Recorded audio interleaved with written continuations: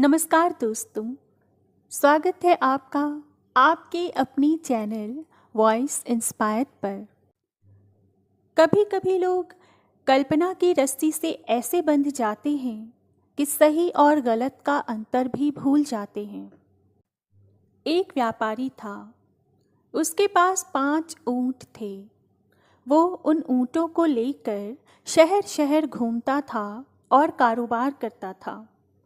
एक दिन कारोबार के लिए वो कहीं गया था, पर वापस घर लौटने के समय बहुत देर हो गई और रात पड़ गई। उसने सोचा कि मैं यहाँ किसी धर्मशाला में रुक जाता हूँ। अतः वह धर्मशाला ढूंढने लगा और उसे वहाँ पर एक धर्मशाला मिल भी गई। उसने सोचा कि मैं बाहर ऊँट बांध कर आराम से सो जाता हूँ। वह धर्मशाला के बाहर अपनी ऊँट बांधने लगा। 4 ऊँटों को तो उसने बांध लिया, लेकिन जब वह 5वां ऊँट बांधने गया तब उसने देखा कि रस्सी अब खत्म हो गई है। उसी समय वहां से एक बौद्ध भिक्षु निकल रहे थे। उन्होंने व्यापारी को परेशान देखकर उससे पूछा कि भाई, आपको क्या परेशानी है। उस व्यापारी ने तब कहा कि मुझे धर्मशाला के अंदर जाकर आराम करना है, लेकिन इस 5वें ऊँट को बांधने के लिए मेरे पास रस्सी ही नहीं है। उन बौद्ध भिक्षु ने जब व्यापारी की समस्या सुनी तब वे हंसने लगे और कहा कि जैसे आपने इन 4 ऊँटों को बांधा है, वैसे ही आप इस 5वें ऊँट को भी बांध दो। बौद्ध भिक्षु की बात सुनकर व्यापारी हैरानी के साथ बोला, लेकिन महाराज, रस्सी ही तो खत्म हो गई है। तब वे बौद्ध भिक्षु बोले, भला मैंने कब कहा कि तुम इसे रस्सी से ही बांधो। तुम इस 5वें ऊँट को कल्पना की रस्सी से भी तो बांध सकते हो। व्यापारी ने उस बौद्ध भिक्षु की बात मान ली और उस 5वें ऊँट के गले में काल्पनिक रस्सी का फंदा डालने जैसा नाटक किया और उसका दूसरा सिरा पेड़ से बांध दिया। जैसे ही व्यापारी ने ये नाटक किया कि वो 5वां ऊँट आराम से बैठ गया, व्यापारी अब धर्मशाला के अंदर चला गया और उसने पूरी रात आराम से नींद ली। सुबह उठकर जब उसने सारे ऊँटों को खोला तब वह 4 ऊँट खड़े हो गए और चलने के लिए तैयार भी हो गए, लेकिन ये 5वां ऊँट नहीं उठा। व्यापारी को देर हो रही थी, इसलिए उसको इस 5वें ऊँट पर बहुत गुस्सा आ रहा था। वह उसे मारने लगा, लेकिन फिर भी वह 5वां ऊँट उठने के लिए तैयार ही नहीं था। तभी वहाँ पर वही बौद्ध भिक्षु आ गए। ऊँट को ऐसे मारते हुए देखकर उन बौद्ध भिक्षु ने व्यापारी से कहा कि तुम बेचारे बेजुबान जानवर को भला क्यों मार रहे हो। व्यापारी ने कहा, हे महाराज, मुझे बहुत देर हो रही है और यह 5वां ऊँट उठ ही नहीं रहा है। तब उस बौद्ध भिक्षु ने व्यापारी से कहा कि अरे भाई, कल तुमने इस ऊँट को बांधा था, आज तुम्हें इसे खोलना होगा। बिना खोले वो कैसे उठेगा। व्यापारी ने कहा, परंतु महाराज, मैंने तो इसे हकीकत में थोड़े ही बांधा था, मैंने तो सिर्फ बांधने का नाटक भर किया था। बौद्ध भिक्षु ने कहा, हाँ बस, कल जैसे तुमने बांधने का नाटक किया था, वैसे ही आज तुम खोलने का नाटक करो। उन बौद्ध भिक्षु की बात सुनकर व्यापारी ने ऊँट को खोलने का नाटक किया, और जैसे ही व्यापारी ने ऊँट को खोलने का नाटक किया, वह ऊँट तुरंत उठकर खड़ा हो गया। दोस्तों, जीवन में सफल होना भला कौन नहीं चाहता। सफल तो सभी होना चाहते हैं, लेकिन सभी सफल हो नहीं पाते हैं। जो लोग अपने लक्ष्य तक पहुंचने के लिए कड़ी मेहनत करते हैं और किसी भी लालच में नहीं फंसते हैं, वही लोग अपने लक्ष्य तक पहुंचने में सफल होते हैं। पुराने समय की बात है, एक राजा था जिसकी कोई संतान नहीं थी। राजा की उम्र अब बढ़ चुकी थी और उसकी तबीयत भी दिन ब दिन खराब होती जा रही थी। अब उसे चिंता रहती थी कि मेरे जाने के बाद इस राज्य को कौन संभालेगा। तब राजा ने अपनी सलाहकार से पूछा कि मुझे अब क्या करना चाहिए। तब उसके सलाहकार ने कहा कि हे राजन, आपको अब प्रजा में से किसी योग्य व्यक्ति को उत्तराधिकारी बना देना चाहिए। राजा ने कहा, हाँ, यह सुझाव बिल्कुल ठीक है। दूसरे ही दिन राजा ने अपने मंत्री से कहा कि प्रजा के बीच ये घोषणा करवा दो कि कल जो भी व्यक्ति सूर्यास्त से पहले मुझसे मिलने राजमहल में आएगा, उसे मैं राज्य का उत्तराधिकारी बना दूंगा। राजा की यह बात सुनकर मंत्री ने कहा कि यह तो बहुत आसान है, ऐसे तो पूरी प्रजा ही उत्तराधिकारी बनने के लिए पहुंच जाएगी। तब राजा बोले, नहीं, ऐसा बिल्कुल भी नहीं होगा। मेरे तक सिर्फ योग्य व्यक्ति ही पहुंच पाएगा। आप बस घोषणा करवा दो। मंत्री ने राजा की बात मानकर प्रजा तक ये संदेश पहुंचा दिया। अगले दिन बड़ी संख्या में लोग उत्तराधिकारी बनने के लिए राजमहल की ओर बढ़ने लगे। राजा ने अपने महल के बाहर एक बड़े मेले का आयोजन किया था। मेले में नाच गाना, स्वादिष्ट पकवान और शराब सब कुछ था।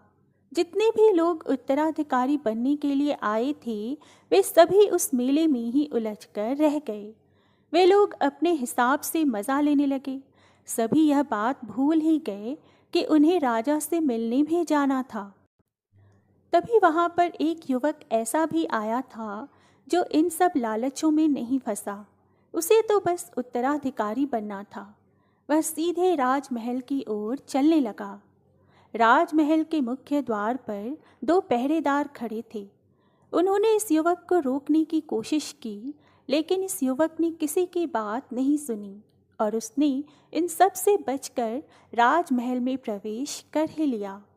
अंदर पहुंचकर वह युवक राजा से मिला। राजा को जैसा उत्तराधिकारी चाहिए था, वैसा उन्हें मिल गया। अतः राजा ने उस युवक को राज्य का उत्तराधिकारी नियुक्त कर दिया। यह कहानी हमें बताती है कि जब तक हमें सफलता ना मिले, तब तक हमें आगे बढ़ते ही रहना चाहिए। अपने लक्ष्य तक पहुंचने के लिए रास्ते में कभी रुकना नहीं चाहिए। किसी गांव में एक कुम्हार रहता था। वह कुम्हार मिट्टी के खिलौने और बर्तन बनाता था और उसे शहर में जाकर बेचा करता था। इस मिट्टी के खिलौने और बर्तन बेचकर जैसे तैसे उसका गुजारा चलता था। एक दिन उसकी बीवी ने उसे कहा कि अब तुम ये मिट्टी के खिलौने और बर्तन बनाना बंद कर दो और शहर जाकर कोई नौकरी ढूंढ लो, क्योंकि अब इससे हमारा गुजारा नहीं होता है। कुम्हार को भी उसकी बीवी की बात सच लगने लगी और उसने ये काम छोड़ दिया और वो शहर जाकर नौकरी की तलाश करने लगा। कुम्हार को वैसे मिट्टी के खिलौने बनाने का बहुत शौक था, लेकिन वह करता भी क्या। उसे हालात से मजबूर होकर नौकरी करनी पड़ रही थी, लेकिन अभी भी उसका मन मिट्टी के खिलौने बनाने का था। जैसे तैसे समय बीतता गया। नौकरी में ज़्यादा पैसा मिल तो रहे थे और उनके हालात पहले से अच्छे होने लगे थे। कुम्हार और उनकी बीवी दोनों खुश थे, क्योंकि अब उनका गुजारा अच्छे से हो रहा था। एक दिन कुम्हार शहर में जहाँ पर काम कर रहा था, वहाँ उस मालिक के बच्चे का जन्मदिन था। मालिक ने जन्मदिन पर पार्टी रखी थी और सभी को आमंत्रित भी किया था। सभी महंगे महंगे खिलौने लेकर आए। इस कुम्हार ने सोचा कि मैं मिट्टी का खिलौना बनाकर लेकर जाता हूँ, वैसे भी मेरा खिलौना कौन देखने वाला है। कुम्हार बच्चे के लिए मिट्टी का खिलौना ही लेकर गया। जब दावत खत्म हो गई, तब कुम्हार ने बच्चे को तोहफे में अपना बनाया हुआ मिट्टी का खिलौना दिया। ये खिलौना देखकर सिर्फ मालिक का बच्चा ही नहीं, पर सभी बच्चे बहुत खुश हो गए।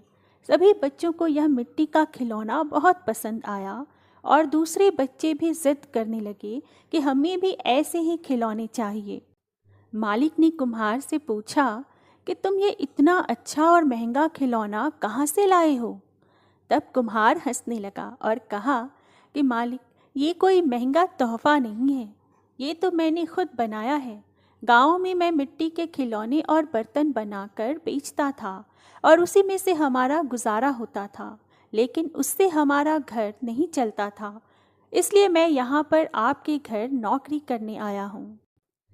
मालिक कुम्हार की यह बात सुनकर हैरान रह गया और उससे पूछा कि क्या तुम ऐसे और भी खिलौने बाकी सारे बच्चों के लिए बना सकते हो?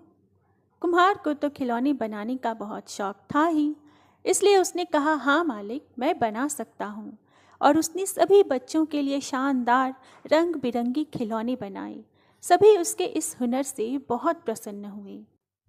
मालिक ने भी सोचा कि मैं अब खिलौने का व्यापार ही शुरू कर देता हूँ और शहर में खिलौने बेचने लगूंगा।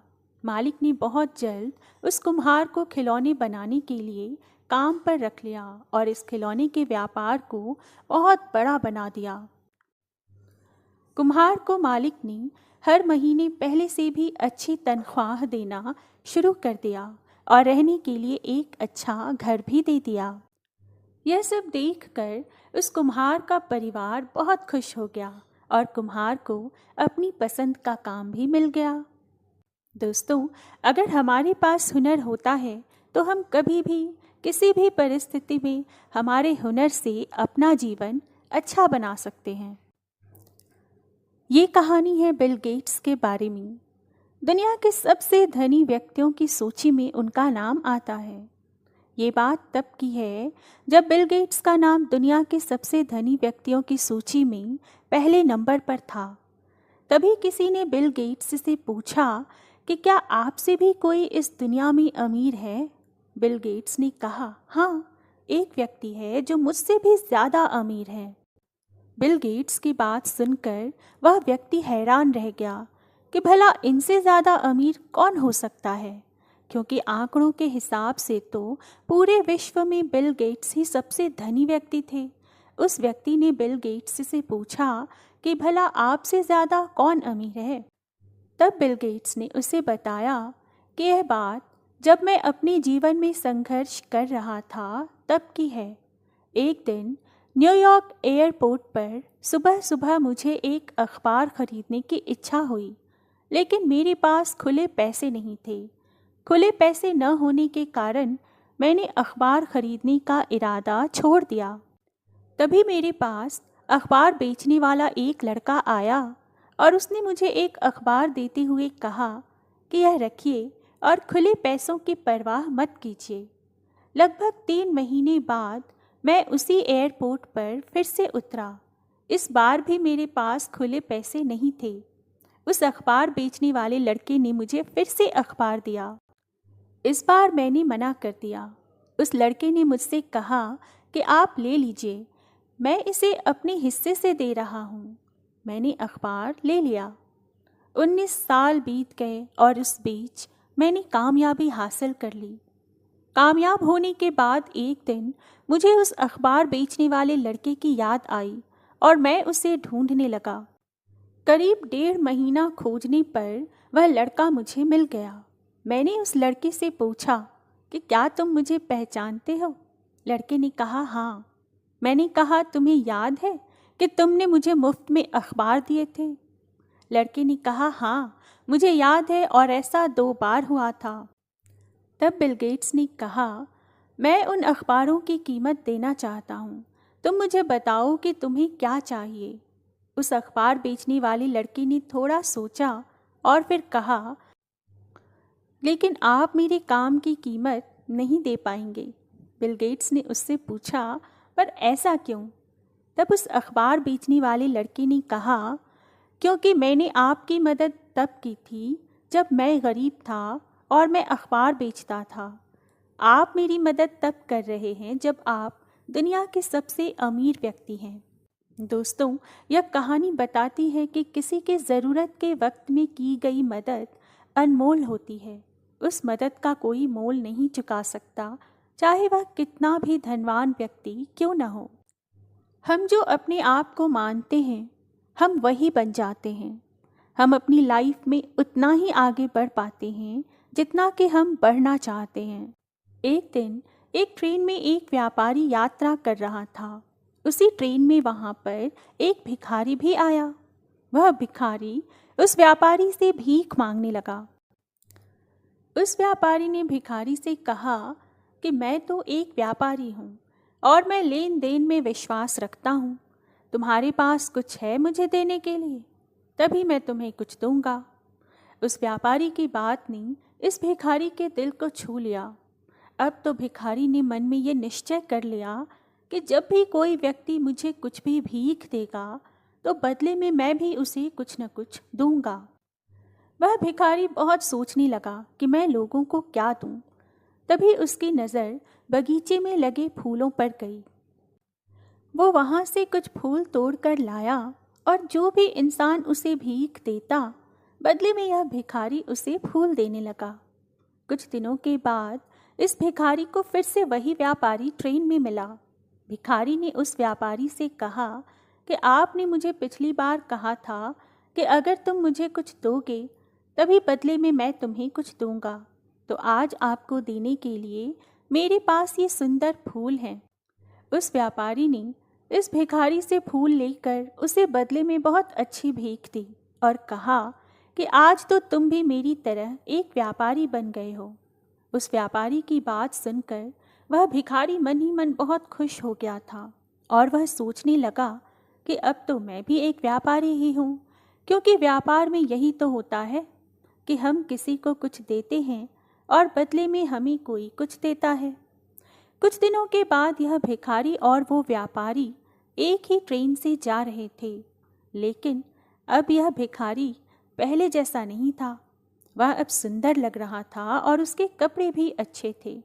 इस बार इस भिखारी ने उस व्यापारी से पूछा कि क्या तुमने मुझे पहचाना? व्यापारी ने कहा, मुझे नहीं पता कि तुम कौन हो, मैं तो तुमसे पहली बार मिल रहा हूँ। तब भिखारी ने कहा कि ये हमारी तीसरी मुलाकात है। मैं वही भिखारी हूँ जिसने आपसे प्रेरणा लेकर अपना खुद का फूलों का व्यापार शुरू कर दिया। आज मैं आपकी प्रेरणा की वजह से एक बहुत बड़ा व्यापारी बन गया हूँ और अपने फूलों के व्यापार के काम से ही दूसरे शहरों में जा रहा हूँ। दोस्तों, यह बात बिल्कुल सही है कि जो हम अपने आप को मानते हैं हम वही बन जाते हैं। अगर हम अपनी सारी ज़िंदगी अपने आप को दुखी मानते हैं तो दुख कभी भी हमारा पीछा छोड़ता ही नहीं है। अगर हम अपने आप को भिखारी मानेंगे तो हमारा स्वभाव भी वैसा ही हो जाएगा। और अगर हम अपने आप को एक सफल और खुश इंसान मानेंगे तो सफलता और खुशियाँ अपने आप हमारी ज़िंदगी में आ जाएंगी। आपको वो नहीं मिलता जो आप चाहते हो, पर आपको वो मिलता है जिसमें आप विश्वास रखते हो। बहुत पुरानी समय की बात है। एक राजा अपने राज्य में राज्य करता था। उसका राज्य बहुत खुशहाल था और राज्य में धन धान्य की कोई कमी नहीं थी। प्रजा और राजा खुशी से अपना जीवन जी रहे थे। लेकिन एक वर्ष उस राज्य में अकाल पड़ा और पानी की कमी के कारण फसलें सूखने लगीं। ऐसी अकाल की स्थिति में किसान राजा को लगान नहीं दे पाए और इस वजह से राजस्व में कमी आ गई और धीरे धीरे राजकोष खाली होने लगा। यह सब होने से राजा का तनाव अब बहुत बढ़ गया था। वो हर वक्त सिर्फ यही सोचता कि राज्य का खर्च अब कैसे चलेगा। कुछ समय के बाद स्थिति सामान्य हो गई और अकाल का समय भी निकल गया, लेकिन राजा के मन में अभी भी अपने राज्य के लिए चिंता थी।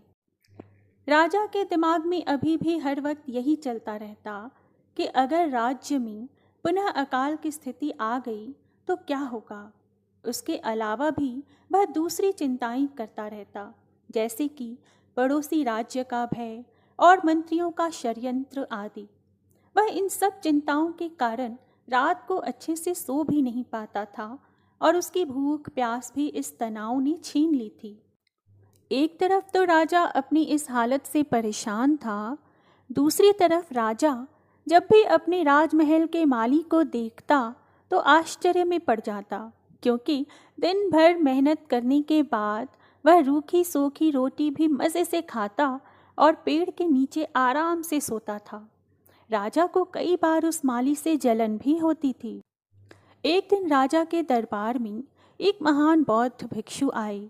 राजा ने अपनी समस्या उस बौद्ध भिक्षु को बताई और उनसे यह भी कहा कि आप मुझे इस समस्या को दूर करने का कोई उपाय बताइए। बौद्ध भिक्षु ने राजा की समस्या को पहले अच्छे से समझ लिया और बाद में राजा से कहा कि तुम्हारी चिंता की जड़ है तुम्हारा राजपाट। तुम अपना राजपाट पुत्र को दे दो और इस समस्या से मुक्त हो जाओ। राजा ने कहा, लेकिन मेरा पुत्र तो सिर्फ 7 साल का है, वो कैसे राजपाट संभालेगा? महात्मा ने कहा, तो फिर तुम अपना राजपाट मुझे दे दो और इस चिंता से मुक्त हो जाओ। राजा अपना राजपाट उस बौद्ध भिक्षु को देने के लिए तैयार हो गया और उसने अपना राजपाट बौद्ध भिक्षु को सौंप दिया। इसके बाद उस बौद्ध भिक्षु ने राजा से पूछा कि अब तुम क्या करोगे? राजा ने कहा, मैं कोई व्यापार कर लूँगा। महात्मा ने कहा, लेकिन तुम व्यापार के लिए पैसों की व्यवस्था कैसे करोगे? अब तो सारा राजपाट मेरा है और इसलिए राजकोष के धन पर भी सिर्फ मेरा ही हक है। तब राजा ने कहा, कोई बात नहीं, मैं अब नौकरी कर लूँगा। बौद्ध भिक्षु बोले, अगर तुम्हें नौकरी ही करनी है तो तुम्हें कहीं और जाने की कोई ज़रूरत नहीं है। तुम राजमहल में ही रहकर मेरी ओर से ये राजपाट संभाल लो और मैं अपनी कुटिया में ही रहूँगा। राजा ने कहा, अच्छा ठीक है।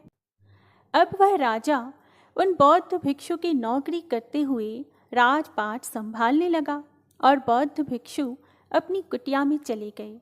कुछ दिन बाद वही बौद्ध भिक्षु फिर से राजमहल में आई और उन्होंने राजा से पूछा कि बताओ, अब तुम्हें भूख लगती है या नहीं? तुम्हारी नींद का क्या हाल है? राजा ने कहा, हे महाराज, अब तो मैं हर रोज़ अच्छे से खाता हूँ और मुझे हर रोज़ अच्छी नींद भी आ जाती है। राजा ने बौद्ध भिक्षु से पूछा कि मैं पहले भी राजपाट का कार्य करता था और अभी भी मैं वही कार्य करता हूँ, तो फिर ये परिवर्तन कैसे? तब बौद्ध भिक्षु ने मुस्कुराते हुए जवाब दिया कि पहले तुमने अपने कार्य को बोझ बना लिया था और तुम हर वक्त उस बोझ को अपने दिमाग में लेकर तनाव के साथ घूमते थे, लेकिन राजपाट मुझे सौंपने से तुम अपना सारा कार्य अपना कर्तव्य समझकर करते हो और इसलिए ही तुम अब तनाव मुक्त हो गए हो। दोस्तों, अगर हम अपना काम बोझ समझकर करेंगे तो हमारा तनाव और भी बढ़ेगा, इसलिए हमें अपना काम अपना कर्तव्य समझकर ही करना चाहिए। परिस्थिति चाहे कैसी भी हो, हमें अपनी सोच हमेशा सकारात्मक ही रखनी चाहिए। सकारात्मक सोच रखने से किसी भी समस्या का समाधान आसानी से हो जाता है। बहुत पुरानी समय की बात है, एक राजा अपने राज्य में राज करता था। राजा में कुछ कमज़ोरियाँ थीं और वह यह थी कि उसकी केवल एक आँख थी और एक ही पैर था। राजा अपनी इन कमज़ोरियों के बावजूद भी एक दयालु, होशियार और बुद्धिमान शासक था। राजा के शासन में उसकी प्रजा उनसे बहुत खुश थी। एक दिन राजा जब अपने महल में टहल रहे थे, तभी उनकी नज़र दीवार पर लगे चित्रों पर गई। वे सभी चित्र राजा के पूर्वजों के थे। उन चित्रों को देखकर राजा के मन में विचार आया कि भविष्य में जब मेरे उत्तराधिकारी महल में टहलेंगे, तब वे मेरे चित्र को देखकर भी स्मरण करेंगे। लेकिन राजा का चित्र अभी तक उस दीवार पर नहीं लगा था। राजा अपनी शारीरिक अक्षमताओं की वजह से यह भी नहीं जानते थे कि उनका चित्र कैसा दिखेगा। उसी दिन राजा ने सोचा कि मेरा चित्र भी इस दीवार पर लगवाना चाहिए। अतः यह सब सोचकर अगले ही दिन राजा ने अपने राज्य के श्रेष्ठ चित्रकारों को दरबार में आमंत्रित किया। राजा ने दरबार में यह घोषणा की कि वे महल में लगवाने के लिए अपना एक सुंदर चित्र बनवाना चाहते हैं। जो भी मेरा सुंदर चित्र बना सकता है तो आगे आए। जैसा चित्र बनेगा वैसा ही मैं उस चित्रकार को इनाम दूंगा।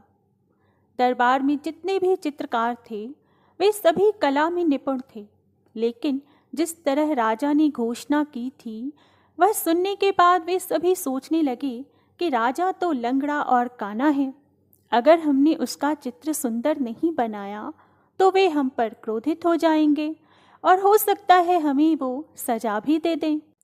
ये विचार किसी को भी आगे आने का साहस नहीं दे पाया और सब लोग कुछ न कुछ बहाना निकाल कर दरबार में से निकल गए। लेकिन उन सब के बीच एक चित्रकार राजा का चित्र बनाने के लिए तैयार हो गया। राजा ने उससे पूछा कि क्या तुम मेरा सुंदर चित्र बना पाओगे? उस चित्रकार ने कहा, जी, मैं आपका सुंदर चित्र बनाने के लिए तैयार हूँ। अतः राजा ने उसे अपना चित्र बनाने की आज्ञा दे दी। दूसरे ही दिन से वह चित्रकार राजा का चित्र बनाने में लग गया। कुछ ही दिनों में उस चित्रकार ने राजा का चित्र बना भी दिया। जब दरबार में चित्र के अनावरण का दिन आया, तब राजा ने दरबारियों के अलावा उन सभी चित्रकारों को आमंत्रित किया था जिन्होंने राजा का चित्र बनाने से इनकार कर दिया था। दरबार में उपस्थित सभी लोग बड़ी उत्सुकता से चित्र के अनावरण की प्रतीक्षा कर रहे थे। जब चित्र का अनावरण हुआ तो राजा के साथ साथ सभी लोग चित्र को देखते ही रह गए, क्योंकि चित्र वास्तव में बहुत ही सुंदर बना था। उस चित्र में राजा दोनों तरफ पैर करके घोड़े पर बैठा हुआ था, जिसे एक ओर से चित्रित किया गया था और उसमें राजा का एक ही पैर दिख रहा था। साथ ही साथ राजा धनुष चढ़ाकर अपनी एक आंख बंद करके निशाना साध रहा था, जिससे राजा के काने होने की कमजोरी भी छुप गई थी। चित्रकार ने अपनी चालाकी से राजा की अक्षमताओं को छुपाकर एक बहुत ही सुंदर चित्र बनाया था। राजा अपना ये चित्र देखकर बहुत ज़्यादा खुश हो गए और उन्होंने उस चित्रकार पर प्रसन्न होकर उसे बहुत सारा इनाम भी दिया। दोस्तों, अगर हमें अपने जीवन में आगे बढ़ना हो तो किसी भी परिस्थिति में सकारात्मक सोच रखना चाहिए। सकारात्मक सोच रखने से मुश्किल काम भी आसान हो जाता है। जैसे हमारे विचार होते हैं, वैसा ही हमारा कर्म होता है। अगर दूसरों के बारे में हमारे विचार अच्छे होते हैं तो हमारे लिए भी लोग अच्छा ही सोचते हैं। पुराने समय की बात है। एक दिन राजा अपने हाथी पर बैठकर अपने मंत्री के साथ राज्य का भ्रमण कर रहे थे। राजा घूमते घूमते एक दुकान के आगे आकर रुक गए। राजा रुकने के बाद अपनी मंत्री से बोले कि पता नहीं पर क्यों मुझे ऐसा विचार आ रहा है कि मैं इस दुकानदार को फांसी की सज़ा दे दूं। मंत्री सोचने लगा कि राजा भला ऐसा क्यों बोल रहे हैं, लेकिन मंत्री राजा से पूछे कि आपने ऐसा क्यों कहा, उससे पहले ही वे थोड़ा आगे बढ़ चुके थे। मंत्री ने उस दिन तो राजा से कुछ भी नहीं पूछा, लेकिन अगले दिन भी मंत्री के दिमाग में बार बार वही बात याद आ रही थी कि राजा ने भला उस दुकानदार के बारे में ऐसा क्यों कहा। मंत्री से अब रहा नहीं गया। मंत्री ने भेष बदला और वह आम जनता के भेष में उस दुकान पर पहुंच गया। उस दुकान पर पहुंचने के बाद मंत्री ने देखा कि दुकानदार चंदन की लकड़ी बेचता है। मंत्री ने उस दुकानदार से पूछा कि तुम्हारा धंधा कैसा चल रहा है। दुकानदार ने तब कहा कि क्या बताऊं मैं आपको, आजकल तो बहुत बुरे हाल हैं। लोग आते हैं, चंदन को देखते हैं और चले जाते हैं, लेकिन कोई भी खरीदता नहीं है। मैं तो सिर्फ इस इंतज़ार में बैठा हूँ कि कब हमारे राज्य के राजा की मृत्यु हो। मंत्री ने पूछा कि तुम क्यों राजा के मृत्यु का इंतज़ार कर रहे हो। तब दुकानदार बोला कि राजा की जब मृत्यु होगी तब उनके अंतिम संस्कार में चंदन की लकड़ी का इस्तेमाल होगा और इससे मेरा धंधा अच्छा होगा। मंत्री को अब सब कुछ समझ में आ गया। मंत्री ने सोचा कि ये दुकानदार के विचार ही नकारात्मक हैं और इसलिए ही राजा जब इस रास्ते से गुजर रहे थे तब उनके दिमाग में यह नकारात्मक विचार आया। मंत्री का स्वभाव काफी अच्छा था और वह बुद्धिमान भी था। उसने तुरंत दुकानदार से कहा कि मैं आपके दुकान से थोड़ी चंदन की लकड़ी खरीदना चाहता हूँ। दुकानदार मंत्री की बात सुनकर खुश हो गया कि चलो, मुझे कोई ग्राहक तो मिल गया। दुकानदार ने मुस्कुराते हुए चंदन की लकड़ी को कागज में लपेट लिया और मंत्री को दे दिया। मंत्री अब ये चंदन की लकड़ी को लेकर राजा के पास पहुंचा और उसने राजा को बताया कि वह जो दुकानदार है ना, उसने आपके लिए यह तोहफा भेजा है। राजा चंदन की लकड़ी देखकर बहुत खुश हो गए और वो सोचने लगे कि मैं तो फालतू में ही उसे फांसी की सज़ा देने की सोच रहा था, उसने तो मेरे लिए तोहफा भेजा है। दूसरे दिन राजा ने तुरंत मंत्री को बुलाकर उस दुकानदार के लिए सोने के सिक्के भिजवाए। मंत्री अगले दिन सोने के सिक्के लेकर उस दुकानदार के पास गया और दुकानदार से बोला कि ये लीजिए, आपका तोहफा राजा ने आपके लिए भेजा है। वह दुकानदार तोहफा देखने के बाद बहुत खुश हो गया और मंत्री से बोला कि मैं तो फालतू में ही ऐसा सोच रहा था कि राजा को दुनिया से चले जाना चाहिए, लेकिन हमारे राज्य के राजा तो बहुत अच्छे और दयालु हैं। दोस्तों, अच्छा सोचने पर ही हमारे साथ अच्छा होता है। हम वही पा सकते हैं जो हम दूसरों को दे सकते हैं। जैसे हमारे विचार होते हैं, वैसा ही हमारा कर्म होता है। एक बार एक बहुत बड़ा व्यापारी समुद्र के किनारे बैठा था। वहां उसने मछुआरों को मछली पकड़ते देखा तो बोला कि इतनी मछली पकड़ने में आपको कितना वक्त लग जाता है? मछुआरा बोला, ज्यादा नहीं, थोड़ा ही लगता है। व्यापारी बोला कि तुम थोड़ी देर और मेहनत करके कुछ और मछलियां क्यों नहीं पकड़ लेते, ज्यादा पैसा कमा लोगे। मछुआरा बोला कि और मछलियां क्यों पकड़नी है, इतनी तो काफी है मेरे लिए। व्यापारी हैरानी से बोला कि फिर बाकी का समय बचाकर तुम करते क्या हो? मछुआरा बोला कि मछलियां पकड़ने के बाद मैं घर जाता हूँ, बीवी बच्चों और दोस्तों के साथ समय बिताता हूँ, शराब पीता हूँ, गिटार बजाता हूँ, मज़े करता हूँ, नाच गाना चलता है, पार्टी होती है, फिर सो जाता हूँ। व्यापारी बोला कि तुम थोड़ी और मेहनत करो, ज़्यादा मछलियाँ पकड़ो, ज़्यादा पैसे कमाओ, पैसे जमा करके उससे एक बड़ी बोट खरीद लो, जिससे तुम कम वक्त में और भी ज़्यादा मछलियाँ पकड़ पाओगे, ज़्यादा कमाओगे और इस तरह से एक और बड़ी बोट ले लो। इस तरह तुम अपनी टीम बना लो, अपना काम दूसरों को भी सिखाना, फिर वे तुम्हारे लिए काम करेंगे। उसके बाद अपनी कंपनी सेटअप कर लो, एक प्रोडक्शन प्लांट बना दो, जिससे तुम मछलियों की पैकिंग और डिस्ट्रीब्यूशन कंट्रोल कर पाओगे और एक शहर के अलावा कई शहरों में अपनी शाखाएं खोल दो। मछुआरा बड़ी शांति से उस व्यापारी की बातें सुन रहा था। यह सब सुनने के बाद बड़े ही शांत स्वर में बोला। उसके बाद व्यापारी अत्यंत उत्साह से बोला, अरे उसके बाद क्या? उसके बाद एक बीच हाउस खरीद लेना, परिवार के साथ मस्ती करना, मछलियाँ पकड़ना, सुबह शाम आराम करना, तुम्हारी टीम तुम्हारे लिए काम कर रही होगी, रात को दारू, पार्टी, म्यूजिक और जलसे चलते रहेंगे।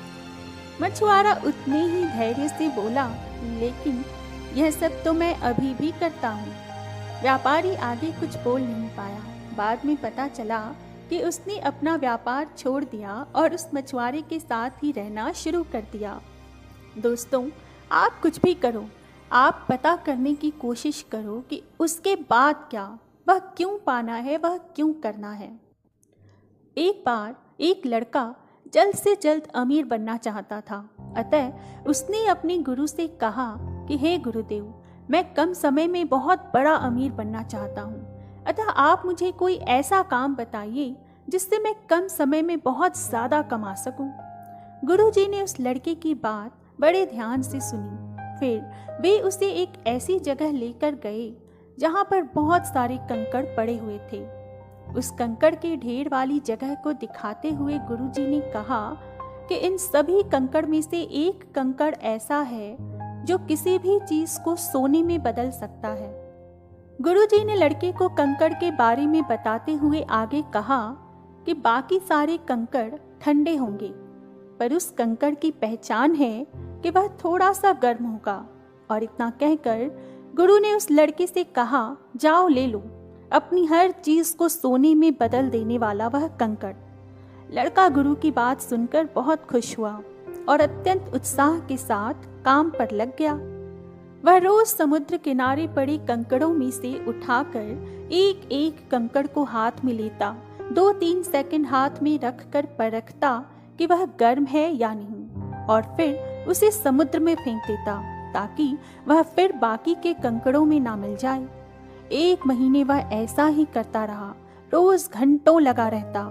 2 महीने, 3 महीने, 4 महीने लगा दिए, पर अभी तक वह पत्थर उसे नहीं मिला था। अब उसकी स्पीड बन चुकी थी, लेकिन साथ में वह ध्यान से कंकड़ को परख नहीं रहा था। उसके फटाफट से कंकड़ को हाथ में लेकर समुद्र में फेंकने की आदत बन चुकी थी। 5वें महीने में आखिरकार वह कंकड़ उसके हाथ में लग गया। हाथ में आते ही, क्योंकि उसके जल्दी से बिना परखे कंकड़ों को समुद्र में फेंकने की आदत बन चुकी थी, तो उसने उस गर्म कंकड़ को भी समुद्र में फेंक दिया। और फेंकते ही उसने जोर से अपने सिर पर हाथ मारा और पछताते हुए चिल्लाया कि मैंने यह क्या कर दिया, हर चीज को सोने में बदल देने वाले कंकड़ को भी फेंक दिया। दोस्तों, ठीक इसी तरह हर दिन को हल्के में लेने से यह हमारी आदत बन जाती है, और जिस दिन हमारे सामने कोई अच्छा मौका आता है, उसे भी इसी आदत की वजह से गलती से हम हल्के में लेते हैं। फिर बाद में पछतावे के सिवा कुछ नहीं बचता। अतः दोस्तों, हर कंकड़ को ध्यान से परखो, यानी कि हर दिन को महत्वपूर्ण समझो। कोई एक दिन, कोई एक कंकड़ आपकी जिंदगी को भी सोने में बदल सकता है। एक व्यापारी को व्यापार में बहुत घाटा हुआ, तो उसने उस घाटे की भरपाई के लिए पैसे ब्याज पर किसी से उधार ले लिए, और जिससे उसने पैसे उधार लिए थे उसे वह वापस पैसे लौटा नहीं पा रहा था। पैसे मांगने वाला भी अपने रुपए लगातार मांगे जा रहा था। वह एक दिन भी इंतजार करना नहीं चाहता था। व्यापारी को जिसने पैसे उधार ब्याज पर दिए थे, वह एक बूढ़ा आदमी था।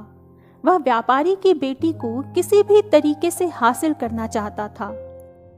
अतः एक दिन बूढ़े आदमी ने उस व्यापारी से कहा कि मैं तुम्हारा सारा कर्ज माफ कर दूंगा अगर तुम अपनी बेटी की शादी मुझसे करवा दो। व्यापारी ने उस बूढ़े से अपनी बेटी की शादी के लिए साफ मना कर दिया। तब उस बूढ़े व्यक्ति ने एक और चाल चली और उस व्यापारी से कहा, ठीक है, मैं तुम्हें एक और मौका देता हूँ अपनी कर्ज से मुक्त होने का। व्यापारी के मन में यह सुनकर आशा जागी कि काश किसी तरह उसके सिर से इस कर्ज का बोझ उतर जाए। उस बूढ़े आदमी ने कहा कि एक काम करते हैं, हम एक छोटा सा खेल खेलेंगे जिसमें मैं एक छोटी सी पोटली में 2 पत्थर डालूंगा, एक सफेद होगा और दूसरा काले रंग का पत्थर होगा। फिर उसने व्यापारी से कहा कि तुम्हारी बेटी को इस पोटली में से एक पत्थर चुनकर निकालना होगा। अगर उसने पोटली में से सफेद पत्थर चुनकर निकाला तो मैं सारा कर्ज माफ कर दूंगा और तुम्हें अपनी बेटी की शादी भी मुझसे नहीं करनी पड़ेगी। लेकिन, और इतना कहकर वह बूढ़ा आदमी चुप हो गया। तब उस व्यापारी ने डरते डरते और झिझकते हुए पूछा, लेकिन आगे क्या होगा बताओ। तब उस बूढ़े ने आगे बताते हुए कहा कि अगर तुम्हारी बेटी ने पोटली में से काला पत्थर चुनकर निकाला तब मैं कर्ज तो माफ कर दूंगा, पर उस स्थिति में तुम्हें अपनी बेटी की शादी मुझसे करनी पड़ेगी। व्यापारी के पास अपनी इस स्थिति से निकलने का कोई दूसरा रास्ता नहीं था। फिर भी वह सोच में पड़ गया कि आखिर अपनी कर्ज के लिए वह अपनी बेटी की जिंदगी को कैसे मुसीबत में डाल सकता है।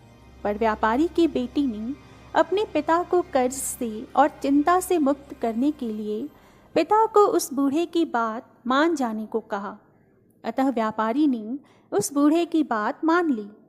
दूसरी सुबह पूरे गांव वाले इस अद्भुत खेल को देखने के लिए मुखिया के घर के सामने इकट्ठे हो गए। मुखिया स्वयं इस खेल का निर्णायक बनकर इस खेल को देख रहा था। जब सारे गांव वाले इकट्ठे हो गए तब सबके सामने जमीन से 2 पत्थर उठाकर उस बूढ़े आदमी ने पोटली में डाल दिए। बूढ़े आदमी ने बड़ी चालाकी से पोटली में दोनों पत्थर काले रंग के ही डाले थे। व्यापारी की बेटी बहुत समझदार और पैनी नजर वाली थी, अतः बूढ़े की इस चालाकी को उसने देख लिया और उसकी चाल वह अच्छी तरह से समझ गई। लड़की समझ गई कि पोटली में तो दोनों पत्थर काले हैं। इसका मतलब यह हुआ कि उसके पिता का कर्ज तो माफ हो जाएगा, लेकिन उसे उस बूढ़े व्यक्ति से शादी करनी पड़ेगी। उसने सोचा अगर वह यह खेल खेलने से मना कर दे तो वह बूढ़े से शादी करने से तो बच जाएगी, पर उसके पिता का कर्ज कभी माफ नहीं हो पाएगा। इसके अलावा अगर वह दोनों ही काले पत्थर निकाल कर सबको दिखाकर अगर सबके सामने उस बूढ़े व्यक्ति की बेइज्जती कर दे, इस स्थिति में भी वह बूढ़ा कभी न कभी उसके पिता से बदला तो जरूर लेगा। अतः उसके पास केवल एक ही विकल्प बचा था कि वह चुपचाप उस पोटली में से कोई एक पत्थर चुनकर निकाले, और उसे पता था कि वह पत्थर काला ही निकलेगा और जिससे उसके पिता का कर्ज तो माफ हो जाएगा, लेकिन उसे उस बूढ़े व्यक्ति से शादी करनी ही पड़ेगी। अतः लड़की ने कुछ सोच विचार कर वह अंतिम विकल्प ही चुना। उसने उस पोटली में से एक पत्थर निकाल लिया और चालाकी से बहाना बनाकर उस पत्थर को जमीन पर गिरा दिया। जमीन पर गिरते ही वह पत्थर जमीन पर गिरे बहुत सारी सफेद और काले पत्थरों में मिल गया। लड़की ने झूठा अफसोस जताते हुए कहा, अरे माफ कीजिए, गलती से यह पत्थर तो मेरे हाथ से छूटकर जमीन पर गिर गया। एक काम करते हैं, मैंने पोटली में से किस रंग का पत्थर निकाला था यह पता करने के लिए हम पोटली के अंदर रखे दूसरे पत्थर को देख लेते हैं। अगर पोटली में से अब सफेद पत्थर निकला तो इसका मतलब कि मैंने काले रंग का पत्थर निकाला था, और अगर पोटली में से अब काले रंग का पत्थर निकला तो इसका मतलब कि मैंने सफेद रंग का पत्थर निकाला था। लड़की की चालाकी से बूढ़ा व्यक्ति अब बुरी तरह फंस चुका था, पर वह करता भी तो क्या।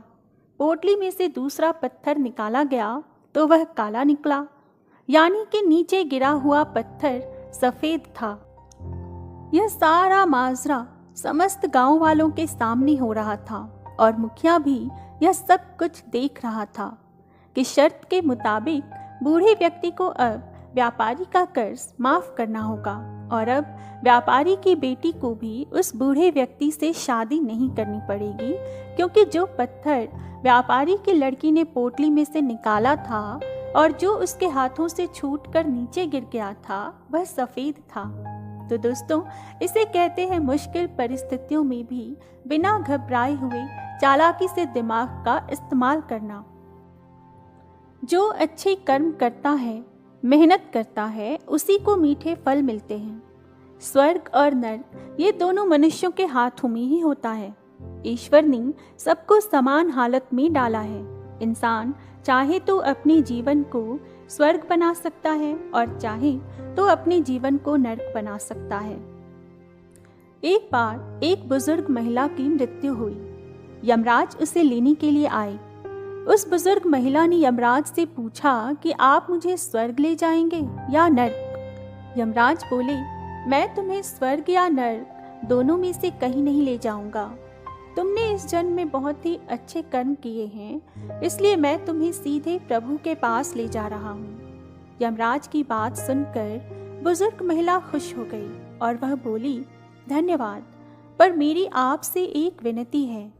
मैंने यहाँ इस धरती पर स्वर्ग नर्क के बारे में बहुत सुना है। मैं प्रभु के पास जाने से पहले एक बार इन दोनों जगहों को देखना चाहती हूँ। यमराज ने उस बुजुर्ग महिला से कहा कि तुम्हारे कर्म अच्छे हैं, इसलिए मैं तुम्हारी यह इच्छा पूरी करूँगा। चलो हम स्वर्ग और नर्क के रास्ते से होते हुए प्रभु के धाम चलेंगे। और इतना कहकर वे दोनों चल पड़े। सबसे पहले नर्क आया। नर्क में इस बुजुर्ग महिला ने जोर जोर से लोगों के रोने की आवाजें सुनी। लोग दर्द, पीड़ा, भूख से चिल्ला रहे थे। वह नर्क में सभी लोग बीमार दिख रहे थे। उस बुजुर्ग महिला ने यहाँ पर एक आदमी से पूछा कि आप सब लोगों की ऐसी हालत क्यों है। वह आदमी बोला, अगर हमारी हालत ऐसी नहीं होगी तो और कैसी होगी। हम सभी ने जब से यहाँ आए हैं तब से एक दिन भी खाना नहीं खाया। भूख से हमारी आत्माएं तड़प रही हैं। इतने में ही उस बुजुर्ग महिला की नज़र एक बड़े से पतीले पर पड़ी, जो कि लोगों के कद से करीब 500 फुट ऊंचा होगा। उस पतीले के ऊपर एक विशाल चम्मच लटका हुआ था। उस पतीले में से अच्छी खुशबू आ रही थी। बुजुर्ग महिला ने उस आदमी से पूछा कि इस पतीले में क्या है। आदमी ने जवाब दिया कि ये पतीला स्वादिष्ट खीर से हर समय भरा रहता है। उस आदमी की बात सुनकर बुजुर्ग महिला ने तुरंत उसे कहा कि इसमें खीर है तो आप लोग पेट भर के ये खीर खाते क्यों नहीं, भूख से क्यों तड़प रहे हैं। वह आदमी निराश होकर बोलने लगा कि कैसे खाएं, ये पतीला 500 फीट ऊंचा है और हम में से कोई भी उस पतीले तक नहीं पहुंच पाता। उस बुजुर्ग महिला को उन सभी लोगों पर तरस आया। वह सोचने लगी, बेचारे खीर का पतीला होते हुए भी भूख से बेहाल हैं। शायद भगवान ने इन्हें यही दंड दिया होगा। यमराज ने बुजुर्ग महिला से कहा कि चलो, हमें देर हो रही है, अब हमें चलना चाहिए। अतः दोनों चल पड़े। कुछ ही देर चलने के बाद स्वर्ग आया। स्वर्ग में उस बुजुर्ग महिला को सबकी हंसने की आवाज सुनाई दी। वहां पर लोग काफी खुश थे। उन सभी को खुश देखकर बुजुर्ग महिला भी बहुत ज्यादा खुश हो गई। पर ये क्या, वहां स्वर्ग में भी उस बुजुर्ग महिला की नजर 500 फुट ऊंचे पतीले पर पड़ी, जैसा कि नर्क में था। उसके ऊपर भी वैसा ही चम्मच लटका हुआ था। बुजुर्ग महिला ने यहाँ के लोगों से पूछा कि इस पतीले में क्या है। स्वर्ग के लोगों ने कहा कि इसमें बहुत स्वादिष्ट खीर है। यह सुनकर बुजुर्ग महिला हैरान हो गई। उसने वहाँ के लोगों से कहा कि ये पतीला तो 500 फीट ऊंचा है, आप लोग तो इस तक पहुँच ही नहीं पाते होंगे। उस बुजुर्ग महिला ने कहा कि इस हिसाब से तो आप लोगों को खाना मिलता ही नहीं होगा, आप सभी तो भूख से बेहाल होंगे। मुझे आप सब लोग फिर भी इतने खुश क्यों लग रहे हो, ऐसा कैसे हो सकता है भला। स्वर्ग में सभी लोग बोले, हम सभी लोग इस पतीले में से ही पेट भर के खीर खाते हैं। यह सुनकर बुजुर्ग महिला बोली, पर यह कैसे, पतीला तो बहुत ऊंचा है। स्वर्ग में सभी लोग बोले, ऊंचा है तो क्या हुआ, पतीला ऊंचा है, किंतु यहाँ पर और भी कितने सारे पेड़ हैं। ईश्वर ने पेड़ पौधे, नदी, झरने ये सब उपयोग करने के लिए ही तो बनाया है। हम सभी ने मिलकर इन पेड़ों की लकड़ी ली, फिर उसको काटा, फिर लकड़ियों के टुकड़ों को जोड़कर विशाल सीढ़ी का निर्माण किया। अब उस सीढ़ी के सहारे हम पतीले तक पहुँचते हैं और सब मिलकर खीर का आनंद लेते हैं। ये सब सुनकर वह बुजुर्ग महिला यमराज की तरफ देखने लगी। यमराज मुस्कुराई और बोले, ईश्वर ने स्वर्ग और नर्क मनुष्य के हाथों में ही सौंप दिया है। चाहे तो अपने लिए नर्क बना ले, चाहे तो अपने लिए स्वर्ग। ईश्वर ने सबको एक समान हालातों में ही डाला है। वहाँ नर्क में भी पेड़ पौधे सब थे, पर वो सब लोग खुद के आलस की वजह से भूखे तड़प रहे थे। उन्हें खीर हाथ में चाहिए थी, वो कोई काम नहीं करना चाहते थे। सही बात है दोस्तों, स्वर्ग और नर्क दोनों हमारे हाथ में ही है। अगर हम अच्छे कर्म करें, ईमानदारी से मेहनत करें तो अपने जीवन को स्वर्ग बना सकते हैं। एक बार एक इंसान बुद्ध से अपनी किस्मत पूछने जा रहा था। रास्ते में उसे एक आदमी मिला। उसने उससे पूछा कि भाई, कहाँ जा रहे हो। उस आदमी ने उसे जवाब देते हुए कहा कि मैं महात्मा बुद्ध जी से मिलने जा रहा हूँ। दूसरे व्यक्ति ने जब यह सुना तो उससे विनती करता हुआ बड़ी नम्रता से बोला कि भाई, मेरी बेटी बोल नहीं सकती, मेरी तरफ से आप बुद्ध से पूछना कि वह कब बोलना शुरू करेगी। वह आदमी उससे वादा करके आगे बढ़ गया। आगे रास्ते में उसे एक जादूगर मिला। उसने उस आदमी से पूछा कि भाई कहाँ जा रहे हो? आदमी ने उसे बताया कि मैं महात्मा बुद्ध के दर्शन करने जा रहा हूँ। यह सुनकर जादूगर ने कहा कि भाई मेरा एक सवाल है, मैं स्वर्ग जाना चाहता हूँ पर जा नहीं पा रहा हूँ। अतः उसने आदमी से विनती करते हुए कहा कि मेरी तरफ से तुम कृपा करके भगवान बुद्ध से पूछना कि मैं कब स्वर्ग जा पाऊंगा। वह आदमी उससे भी वादा करके आगे बढ़ गया। आगे रास्ते में उसे एक कछुआ मिला। कछुए ने उस आदमी से पूछा कि भाई कहाँ जा रहे हो? आदमी ने कछुए से कहा कि मैं भगवान बुद्ध के दर्शन करने जा रहा हूँ। कछुआ बोला कि मित्र, मैं काफी समय से ड्रैगन बनना चाह रहा हूँ पर बन नहीं पा रहा हूँ। तुम जब भगवान बुद्ध से मिलना तो कृपया करके मेरी तरफ से उनसे यह सवाल जरूर पूछना कि भला मैं कब अपने प्रयास में सफल हो पाऊंगा। उस आदमी ने कछुए का सवाल भी पूछने का वादा किया और आगे चल पड़ा। जब वह आखिरकार बुद्ध से मिला तो बुद्ध बोले कि वत्स, तुम कोई भी सवाल पूछ सकते हो किंतु केवल 3 पूछना। उस आदमी ने सोचा कि मेरी तकलीफ तो बहुत छोटी है, अतः उन 3 लोगों के ही प्रश्न पूछ लेता हूँ। और मन में यह सोचकर उसने उन तीनों के प्रश्न एक एक कर गौतम बुद्ध से पूछ लिया। उन तीनों की तकलीफों को सुनकर प्रश्नों का जवाब देते हुए बुद्ध ने उस आदमी से कहा कि कछुआ ड्रैगन तब बनेगा जब वह कवच छोड़ देगा। जादूगर स्वर्ग तब जाएगा जब वह अपनी जादू की छड़ी को छोड़ देगा। और लड़की तब बोलना शुरू कर देगी जब उसे जीवन साथी मिल जाएगा। वापस जाते वक्त उस आदमी ने कछुए से कहा कि तुम अपना कवच छोड़ दो, ड्रैगन बन जाओगे। अतः यह सुनकर कछुए ने जैसे ही अपना कवच छोड़ा वह ड्रैगन बन गया और इस क्रिया में उसके शरीर से बहुत सारे मोती झरकर गिरे। उन कीमती मोतियों को उस इंसान ने बटोर लिया और अपने पास रख लिया। आगे बढ़ा तो वह जादूगर से मिला और कहा कि तुम अपनी जादू की छड़ी छोड़ दो तो तुम स्वर्ग चले जाओगे। जादूगर ने यह सुनते ही अपनी छड़ी छोड़ दी और तभी वह स्वर्ग चला गया। जादूगर की छड़ी उस आदमी ने अपने पास रख ली। उसके बाद आखिर में वह लड़की से मिला। लड़की उसे देखते ही बोल पड़ी, अरे तुम तो वही आदमी हो ना जो पहले भी आए थे।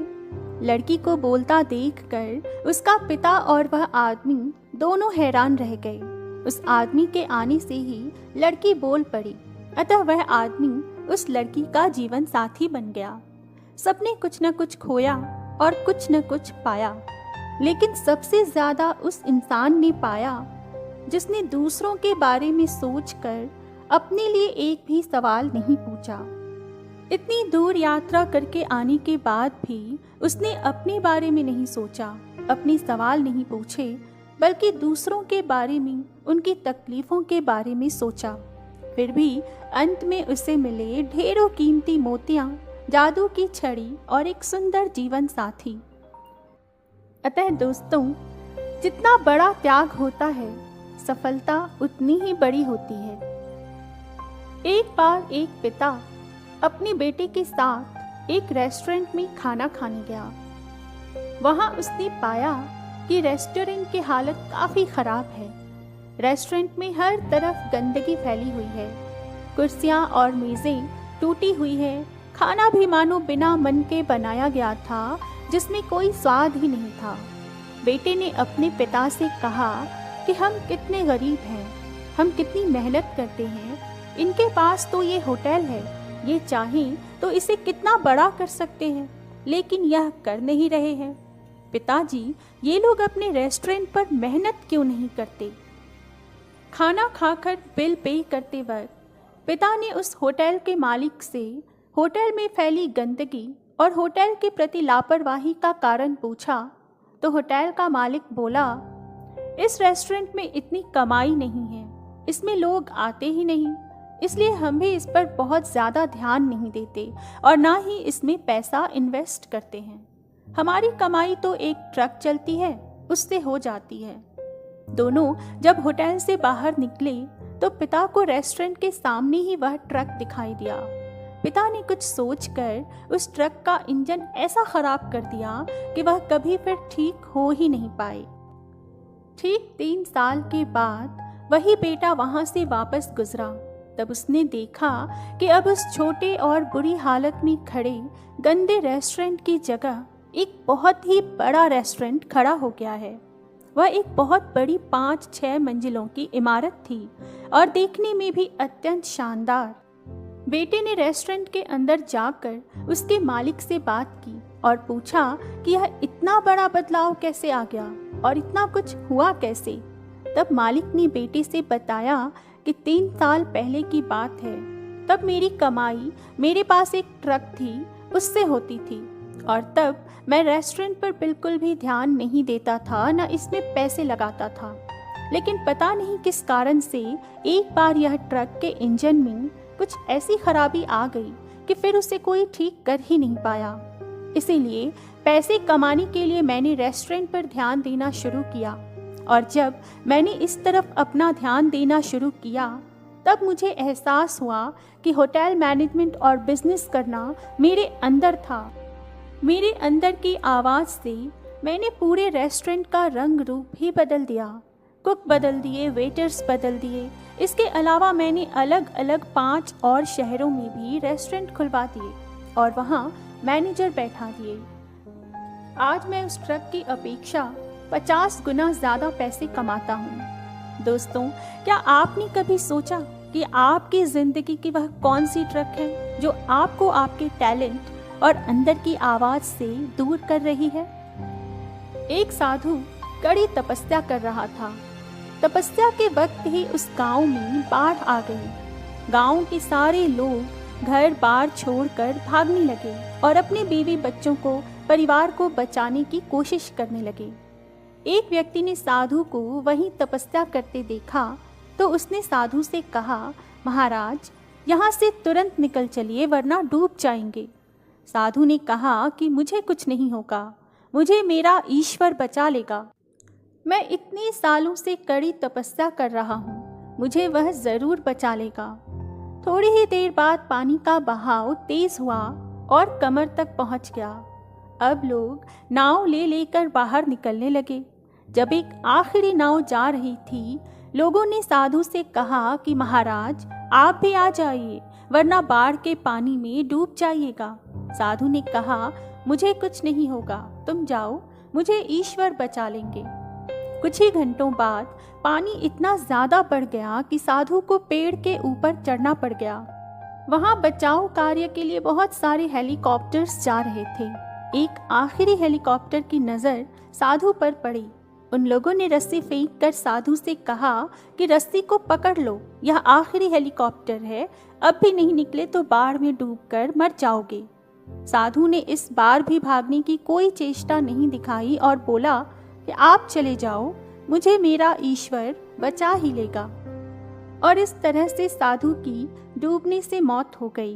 मरने के बाद साधु ईश्वर से बोला कि हे ईश्वर, आपने मुझे बचाया क्यों नहीं? मैंने जिंदगी भर आपके लिए कठोर तपस्या की और आपने मुझे मृत्यु के मुंह में यूं ही जाने दिया, मुझे बचाया भी नहीं। ईश्वर ने तब साधु से कहा कि मूर्ख इंसान, मैं तुझे बचाने 1 या 2 नहीं बल्कि 3 बार आया था। तीनों बार मैं ही तो था।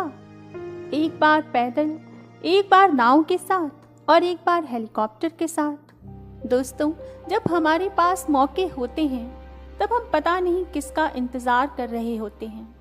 तब हम कोई फैसला नहीं लेते, ना ही कोई काम करते हैं और उसके बाद जब वक्त हमारे हाथ से निकल जाता है तब हम पछतावा करते हैं या ईश्वर को दोष देते रहते हैं। अतः इंसान को वक्त रहते ही सही काम कर लेना चाहिए, यानी कि सही वक्त पर सही काम कर लेना चाहिए। कहा भी तो गया है कि जो अपनी मदद स्वयं करते हैं, ईश्वर भी उन्हीं की मदद करता है।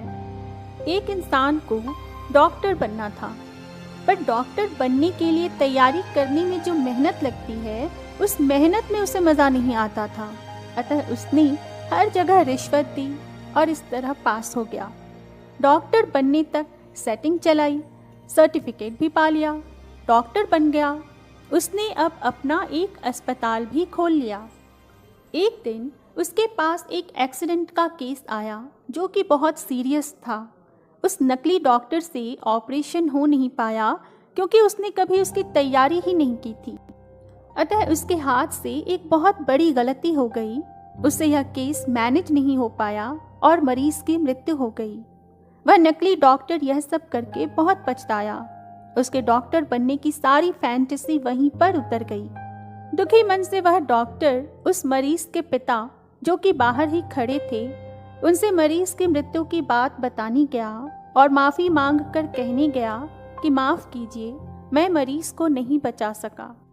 तो पता चला कि उस मरीज का पिता ही उन लोगों में से एक इंसान था जिसने रिश्वत लेकर उस लड़के को नकली डॉक्टर बनाने में मदद की थी। मरीज के पिता को कर्मा मिला तो उस नकली डॉक्टर को शॉर्टकट लेने का नतीजा। इसलिए दोस्तों, कभी शॉर्टकट मत लो, क्योंकि बिना तैयारी के मिली कामयाबी संभाल नहीं पाओगे।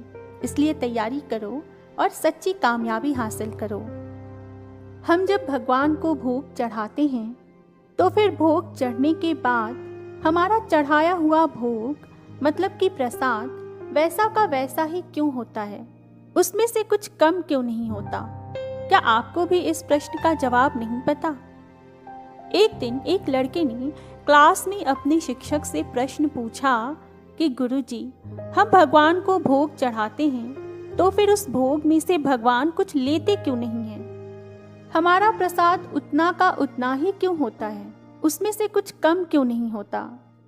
गुरुजी ने उस लड़के को तत्काल कोई जवाब नहीं दिया। उन्होंने उस बच्चे से कहा कि मैं तुम्हें इसका जवाब कुछ समय के बाद दूंगा। उस दिन गुरुजी ने पाठ के अंत में एक श्लोक पढ़ाया। पाठ पूरा करने के बाद गुरुजी ने सभी शिष्यों से कहा कि ये सब पुस्तक में से देखकर श्लोक कंठस्थ कर लो। करीब 1 घंटे के बाद गुरु ने प्रश्न करने वाले शिष्य से पूछा कि उसे श्लोक कंठस्थ हुआ कि नहीं। उस शिष्य ने पूरा श्लोक शुद्ध शुद्ध गुरु को सुना दिया। फिर भी गुरु ने सिर नहीं में हिलाया। शिष्य ने गुरु से कहा, अगर आप चाहो तो आप पुस्तक देख लो, श्लोक बिल्कुल वैसा ही मैंने सुनाया जैसा इस पुस्तक में है। गुरु ने पुस्तक दिखाते हुए कहा, श्लोक तो पुस्तक में ही है, तो तुम्हें कैसे याद हो गया? शिष्य ने कुछ नहीं कहा। तब गुरु ने कहा, पुस्तक में जो श्लोक है वह स्थूल रूप में है। तुमने जब श्लोक पढ़ा तो वह सूक्ष्म रूप में तुम्हारे अंदर प्रवेश कर गया।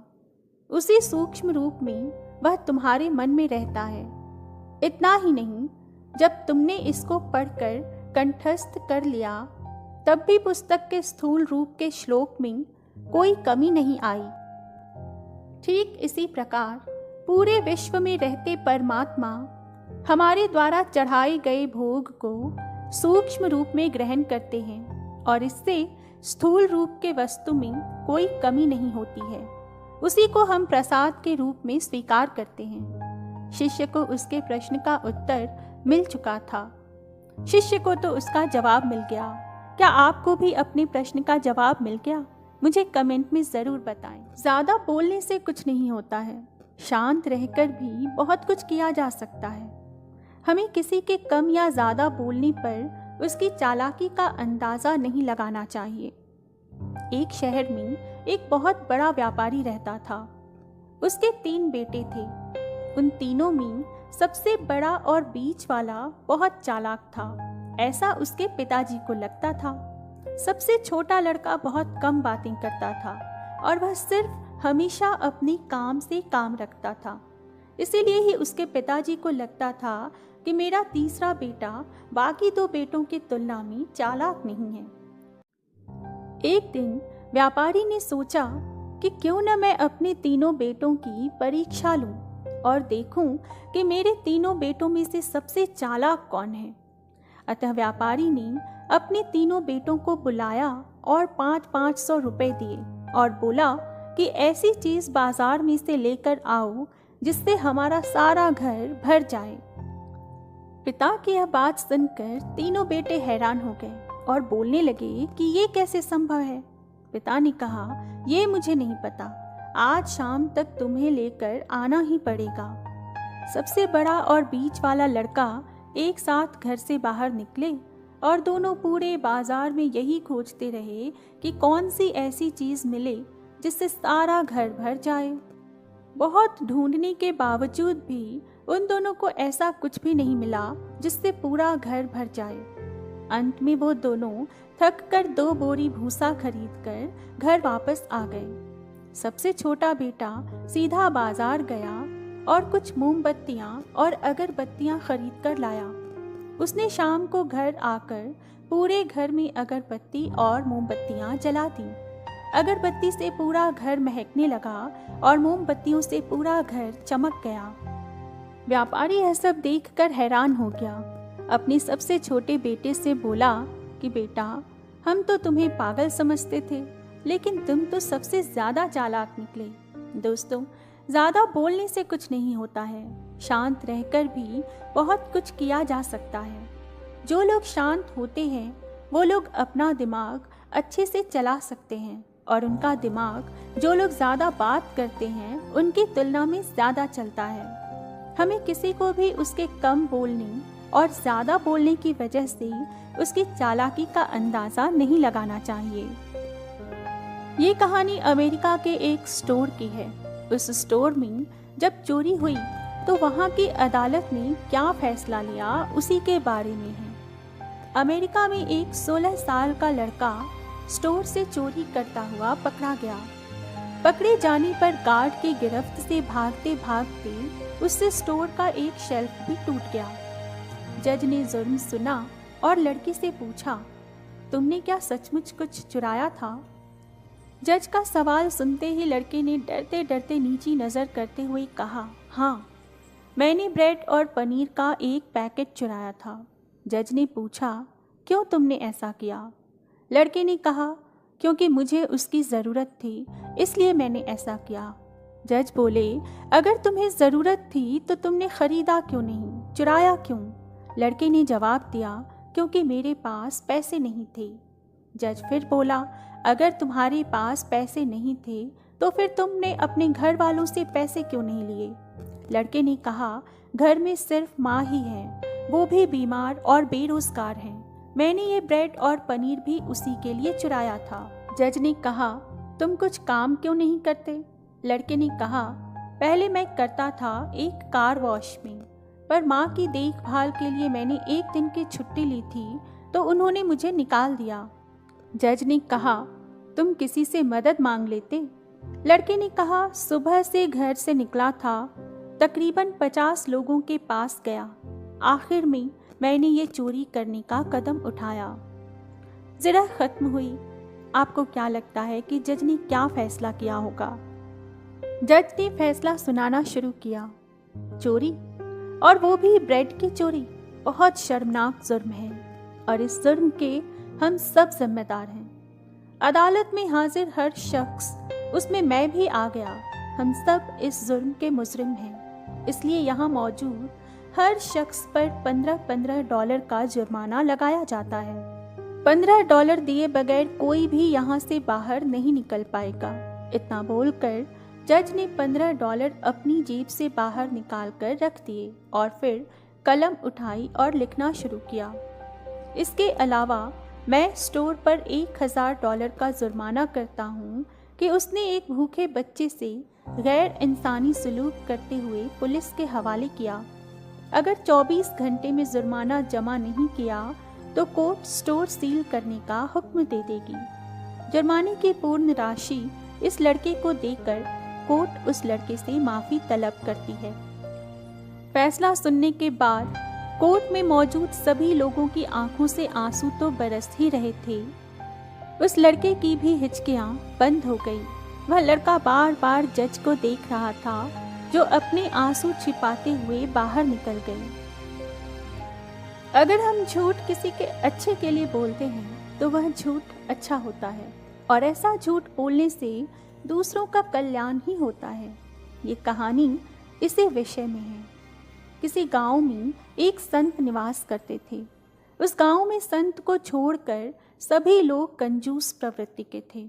कोई किसी को कुछ नहीं देता था। संत की कुटिया एक बगीचे में थी।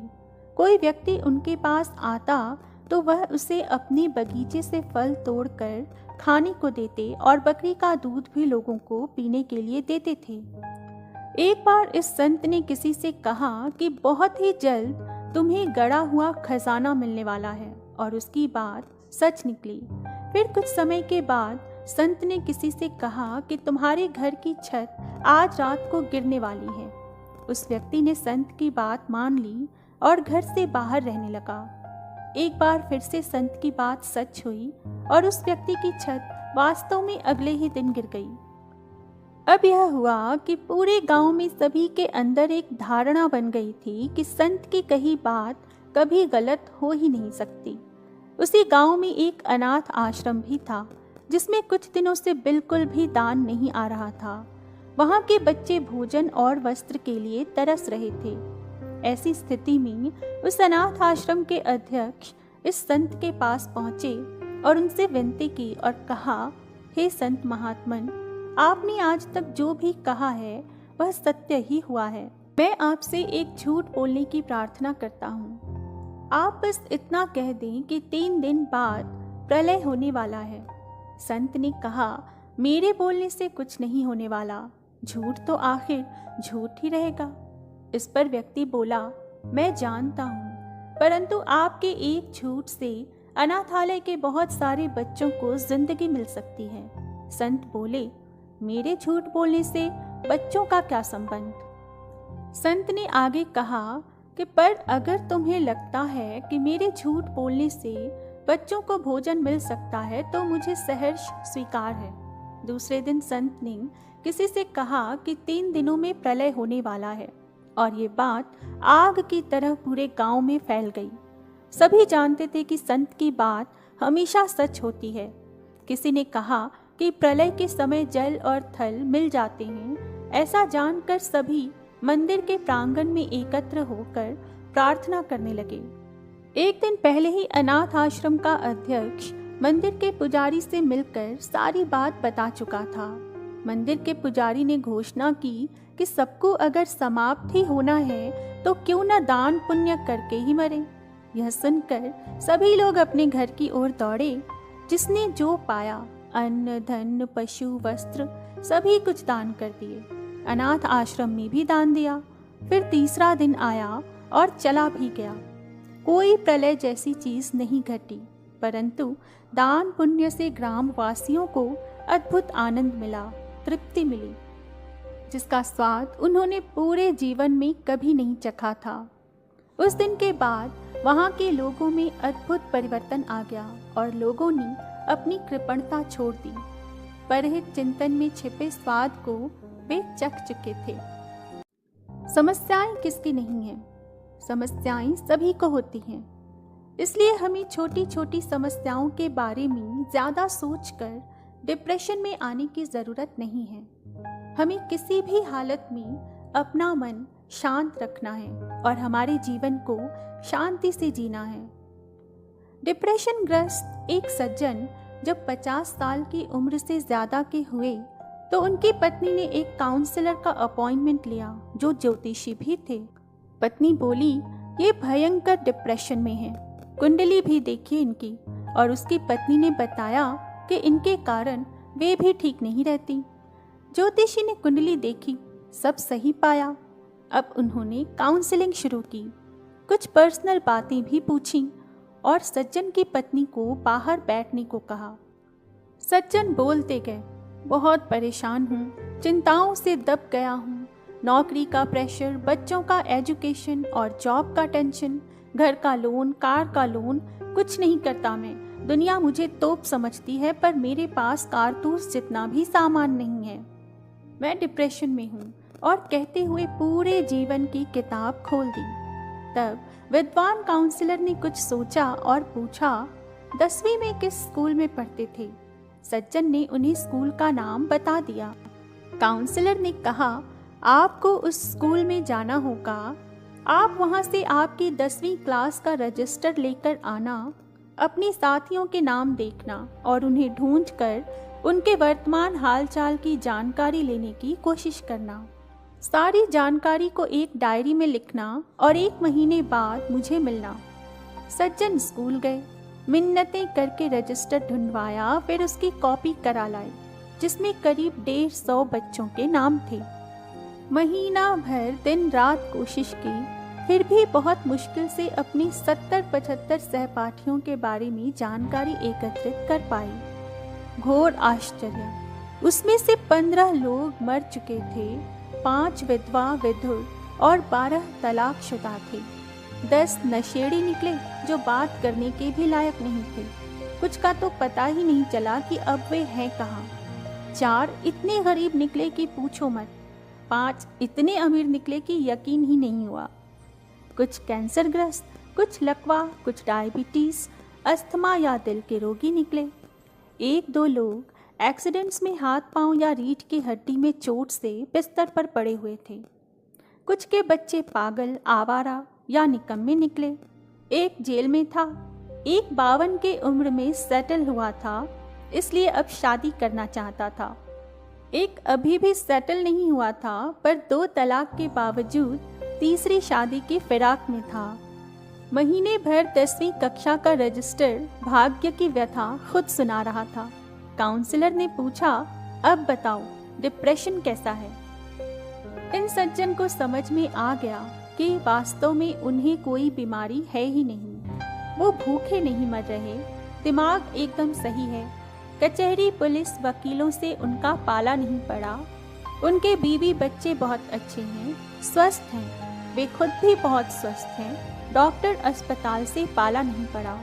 अतः सज्जन को महसूस हुआ कि दुनिया में वाकई बहुत दुख है और मैं बहुत सुखी और भाग्यशाली हूँ। आशा है आपको आज की कहानियाँ पसंद आई होंगी। आगे और भी ऐसी बहुत सारी कहानियाँ सुनते रहने के लिए प्लीज़ मेरे चैनल को सब्सक्राइब करें और मेरे सारे वीडियोस को लाइक और शेयर करना ना भूलें। धन्यवाद। ईश्वर ने तो हर इंसान को 2 आँखें, 2 कान, 2 नासिका, हर इंद्रियां 2-2 दी हैं, पर जीभ एक ही दी। इसका क्या कारण रहा होगा? इस कहानी में आपको इसका जवाब मिल जाएगा। एक मछली मार कांटा डाले तालाब के किनारे बैठा हुआ था। काफी समय हो गया पर फिर भी उसके कांटे में कोई मछली नहीं फंसी और ना ही कोई हलचल हुई। वह सोचने लगा, कहीं ऐसा तो नहीं कि मैंने कांटा गलत जगह डाला है जहां कोई मछली ही न हो। उसने तालाब में झांका तो देखा कि उसके कांटे के आसपास तो बहुत सी मछलियां थीं। उसे बहुत आश्चर्य हुआ कि इतनी मछलियां होने के बाद भी कोई मछली अभी तक फंसी क्यों नहीं। एक राहगीर ने जब यह नज़ारा देखा तो उसने मछली मार से कहा, लगता है भैया आप यहाँ पर मछली पकड़ने के लिए बहुत दिनों बाद आए हैं। क्या आपको नहीं पता कि अब इस तालाब की मछलियाँ कांटे में नहीं फंसती? मछली मार ने बड़ी हैरानी के साथ पूछा, क्यों, ऐसा क्या है इस तालाब में? राहगीर ने जवाब दिया, कुछ दिन पहले ही इस तालाब के किनारे एक बौद्ध भिक्षु ठहरे थे। उन्होंने यहाँ मौन की महत्ता पर प्रवचन दिया था। उनकी वाणी इतनी प्रभावशाली थी कि जब वे प्रवचन देते थे तब इस तालाब की सारी मछलियां भी बड़े ध्यान से सुनती थीं। उस राहगीर ने आगे कहा, ये उनके प्रवचन का ही असर है कि उसके बाद जब भी कोई इन्हें फंसाने के लिए कांटा डालकर बैठता है तो ये मौन धारण कर लेती है। जब मछली मुंह खोलेगी ही नहीं तो कांटे में फंसेगी कैसे? इसलिए बेहतर तो यही होगा कि आप किसी और जगह पर जाकर कांटा डालो। ईश्वर ने हर इंसान को 2 आँखें, 2 कान, 2 नासिका, हर इंद्रियां 2-2 दी हैं, पर जीभ एक ही दी। इसका क्या कारण रहा होगा? क्योंकि यह एक ही अनेकों भयंकर परिस्थितियां पैदा करने के लिए पर्याप्त है। उस बौद्ध भिक्षु ने कितनी सही बात कही कि जब खोलोगे ही नहीं तो फंसोगे कैसे। अगर इंद्रियों पर संयम करना चाहते हो तो इस जीभ पर नियंत्रण कर लो, बाकी सब इंद्रियां स्वयं नियंत्रित ही रहेंगी। यह बात हमें भी अपने जीवन में उतार लेनी चाहिए। कई बार व्यक्ति के अनुचित या व्यर्थ बोलने से बनते काम भी बिगड़ जाते हैं। जीवन भर के लिए रिश्तों में कड़वाहट पैदा हो जाती है, उसका समाज में यश गिर जाता है। वर्तमान में देखें तो बहुत सी समस्याओं का कारण ज्यादा बोलना या अनुचित बोलना ही है। ईश्वर कहते हैं कि कम बोलो, धीरे बोलो और मीठा बोलो। हमारी मीठी वाणी से बिगड़ते काम भी बन जाते हैं, लोगों की दुआओं के पात्र बन जाते हैं। वाणी से ही हमारे व्यक्तित्व की पहचान होती है। जिस व्यक्ति का व्यक्तित्व जितना गंभीर गुणों से भरपूर होता है, उसकी वाणी में उतनी ही विनम्रता होती है। विनम्रता पूर्वक व्यवहार हमारे चरित्र को ऊंचा बनाता है, समाज में सम्मान दिलाता है। कई बार न बोलना ही उचित होता है। इसलिए कहा भी जाता है, सुनो ज्यादा, बोलो आधा। दोस्तों, हम में से कई सारे लोग ऐसे होते हैं जो कि भगवान का नाम तो ले रहे होते हैं, माला तो जपते ही हैं, किंतु मन में कुछ न कुछ और ही चल रहा होता है। मन में कुछ और सोचकर भगवान का नाम जपने से कुछ नहीं होता। इसलिए जब हम भगवान का नाम ले रहे होते हैं तब हमें अपना मन सिर्फ भगवान के जाप में ही रखना चाहिए। तभी हम हमारे आत्मा के उद्धार का मार्ग ढूंढ पाएंगे। एक बार की बात है, एक बड़े परोपकारी बौद्ध भिक्षु अपने घोड़े पर सवार होकर एक गांव की ओर जा रहे थे। रास्ते में उन्हें एक राहगीर मिला। उसने उन बौद्ध भिक्षु से कहा कि मुझे आप जिस रास्ते में जा रहे हो उसी रास्ते में आते एक गांव में जाना है। अगर आप मुझे थोड़ा सा साथ दे दो तो आपकी बड़ी मेहरबानी होगी। बौद्ध भिक्षु ने उस राहगीर की बात को स्वीकार कर लिया और अपने घोड़े पर बैठा लिया। वो दोनों घोड़े पे बैठकर साथ साथ गांव की ओर बढ़ रहे थे। उसी दौरान दोनों में बातचीत भी हुई। राहगीर बोला, महाराज, आप तो साधु महाराज हैं, आपको इस घोड़े का क्या काम? आपके न तो बाल बच्चे हैं और ना ही धंधा, ना ही कोई व्यापार। आप तो संत हैं, सन्यासी हैं, तो फिर आप इस घोड़े का क्या करेंगे? हम गृहस्थ हैं, घोड़े का अधिक उपयोग तो हमारे लिए है। इसलिए कृपा करके आप ये घोड़ा मुझे दे दो तो आपकी बड़ी कृपा होगी। राहगीर की बात सुनकर बौद्ध भिक्षु ने कहा, अच्छा ठीक है, मैं यह घोड़ा तुम्हें दे दूंगा, किंतु बदले में मेरी एक शर्त है कि तुम्हारा गांव 4 मील दूर है। जब तक गांव नहीं आता तुम्हें पूरे रास्ते केवल राम नाम जपना होगा। अगर गलती से भी एक बार राम राम राम छूटा तो मैं ये घोड़ा तुम्हें नहीं दूंगा। यह सुनकर राहगीर खुशी के मारे उछलने लगा और सोचने लगा कि मैंने तो इस सन्यासी को अच्छा पटा लिया। सिर्फ 15-20 मिनट की बात है और फिर ये घोड़ा तो मेरा हो जाएगा। घोड़ा अपनी गति से चल रहा था और राहगीर का मन उससे भी कई ज्यादा तेज गति से चल रहा था। उसने सोचा, संत ने कहा है कि घोड़ा दूंगा, लेकिन लगाम की तो बात हुई ही नहीं। मुंह से राम राम बोल रहा है और मन में लगाम देंगे कि नहीं, राम राम लगाम देंगे कि नहीं, राम राम लगाम देंगे कि नहीं। कुछ समय के बाद आखिर उसने पूछ ही लिया कि महाराज, आप घोड़ा तो दोगे, लगाम दोगे कि नहीं? संत ने कहा, ज्ञानी, अब तो न घोड़ा मिलेगा ना ही लगाम, क्योंकि तुम शर्त हार गए। लोग बड़ी मुश्किल से भगवान का नाम जपते हैं, पर जिस समय जपने बैठते हैं उसी समय ध्यान लगाने की जगह दुनियादारी की सारी बातें सोचते हैं। बाकी समय तो अपने मन को कहीं न कहीं पर लगाए रखते हैं। हमारा पुरुषार्थ इसी में है कि माला गिनने को एक धार्मिक कर्म न मानें, बल्कि उसे पाप काटने का एक अमोघ अस्त्र मानकर स्वीकार करें। भावपूर्वक जपें, फिर देखिए कैसा अचिंत्य प्रभाव होता है। जीवन की दिशा दशा सुधरने के साथ आत्मा के उद्धार का भी मार्ग खुलेगा।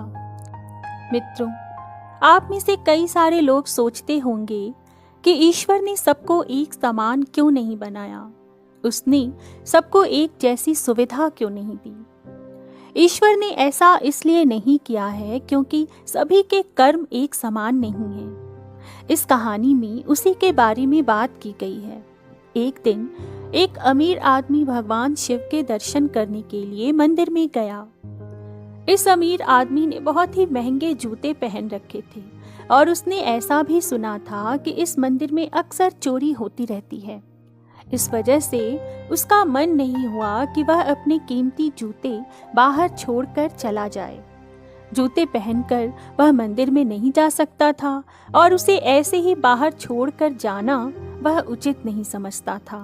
अब वह करे तो क्या करे, वह बड़ी दुविधा में पड़ गया था।